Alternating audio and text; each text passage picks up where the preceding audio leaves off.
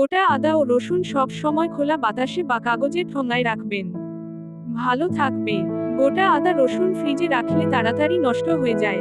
আদা রসুন বাটা ফ্রিজে রাখলে একটু রান্নার তেল মিশিয়ে রাখলে গন্ধ ও স্বাদ নষ্ট হয় না। সর্ষে বাটার সময় লবণ আর কাঁচা মরিচ একসঙ্গে বাটলে তিতো হয় না। আফু কিচেন। আলু ও ডিম একসঙ্গে সিদ্ধ করুন, আলাদা কাজে ব্যবহার করলেও তাড়াতাড়ি সিদ্ধ হবে। কলিজা রান্না খেতে পারেন না, গন্ধ লাগে।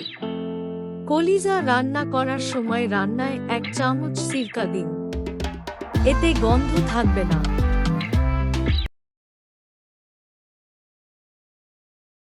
টমেটো ফ্রিজে রাখলে স্বাদ নষ্ট হয়ে যায়।